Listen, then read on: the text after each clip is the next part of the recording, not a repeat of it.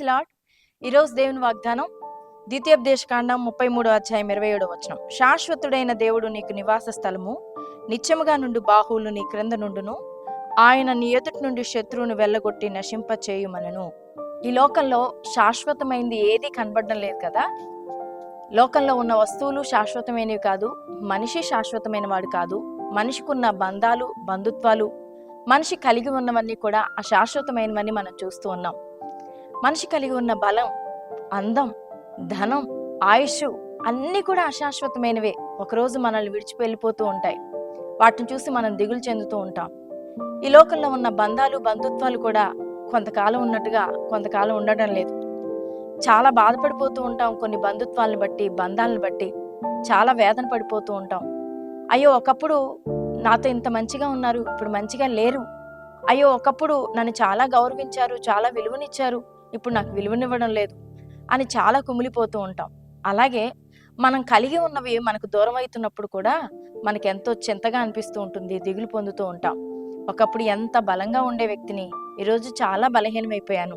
ఒకప్పుడు ఎంత అందంగా ఉండే వ్యక్తిని ఈరోజు ఇంత అందవిహీనంగా తయారయ్యాను. ఒకప్పుడు గొప్ప అధికారం కలిగిన వ్యక్తిని ఈరోజు అధికారాన్ని కోల్పోయాను. ఇలా రకరకాలుగా మనకి కనబడుతూ ఉంటాయి. అన్నీ అశాశ్వతమైనవే, శాశ్వతమైనవి కాదు. కానీ శాశ్వతమైన వాడు ఒక ఆయన ఉన్నాడు, శాశ్వతమైనది ఒకటి ఉంది. అదే మన దేవుడు, శాశ్వతుడైన దేవుడు. ఆయన బాహువులు నిత్యము కూడా మనతో ఉంటాయి. ఈ లోకంలో మనుషులు మనం విడిచిపెట్టొచ్చు, లోకంలో మనం కలిగి ఉన్నవన్నీ మనం పోగొట్టుకొని ఉండొచ్చు, కానీ దేవుడు మనకు తోడుగా ఉండే దేవుడు. ఆయన మనకు శాశ్వతుడైన దేవుడు.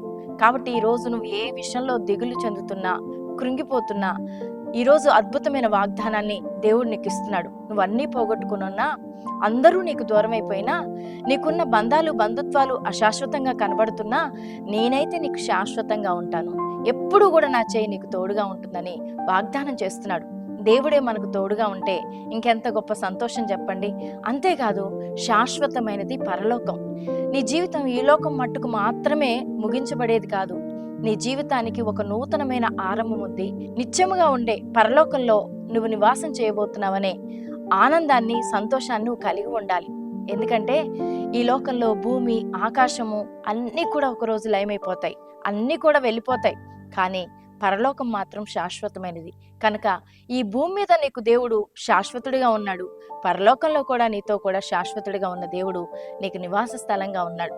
కాబట్టి ఈ లోకంలో కలుగుతున్న ప్రతి బాధలు, ఇరుకులు, ఇబ్బందులు, శ్రమలు, శోధనలు బట్టి నువ్వెందుకు కృంగిపోతున్నావు? దేవుడే నీకు తోడుగా ఉంటానని, ఆయన బాహువులు నిత్యంగా నీ క్రింద ఉంటాయని దేవుడు వాగ్దానం చేస్తున్నప్పుడు నువ్వు దేని విషయంలో కృంగిపోనవసరం లేదు. ఈ లోకంలోనూ పరలోకంలోనూ నీకు తోడుగా ఉండే దేవుడు. నీ లోకంలో నీ చుట్టూ ఉన్న మనుషులు కలిగి ఉన్నవన్నీ కూడా అశాశ్వతమైనవి, కానీ నువ్వు కలిగి ఉన్న దేవుడు, నువ్వు సంపాదించుకున్న పరలోకం శాశ్వతమైనది. కాబట్టి ఈ మాటను బట్టి సంతోషించు, ఆనందించు, చింత మానే, దిగులు మానే. ఈ వాగ్దానాన్ని బట్టి ధైర్యం తెచ్చుకో. అసలైన పరలోక సంతోషాన్ని దేవుడు నీకు ఇవ్వబోతున్నాడు. ఈ లోకంలో కూడా నీకు కలిగిన ప్రతి బాధల్లో నుంచి నేను విడిపించడానికి ఆయన సిద్ధంగా ఉన్నాడు. ప్రార్థన.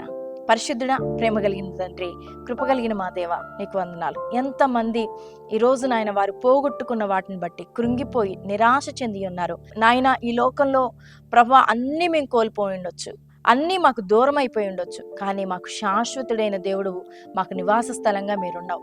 నిత్యముగా ఉండే బాహువులు మాకు ఎందున్నాయి ప్రభా. నిత్యము మీరు మాకు తోడుగా ఉండి మాకు సహాయం చేసే దేవుడు. అంతేకాదు నాయన, పరలోకం కూడా నిత్యముగా శాశ్వతంగా మా కొరకు మీరు ఉంచి ఉన్నారు ప్రభా. నిన్ను నమ్మిన ప్రతి బిడ్డకి ఇది ఒక గొప్ప ఆనందం, గొప్ప సంతోషం. ఈ లోకం శాశ్వతమైనది కాదు, అశాశ్వతమైన ఈ లోకంలో మేము జీవిస్తున్నాం, కానీ ఒకరోజు మేము శాశ్వతమైన ఆ పరలోకంలో ప్రవేశిస్తామనే ఒక గొప్ప ఆనందం మాకుంది ప్రభా.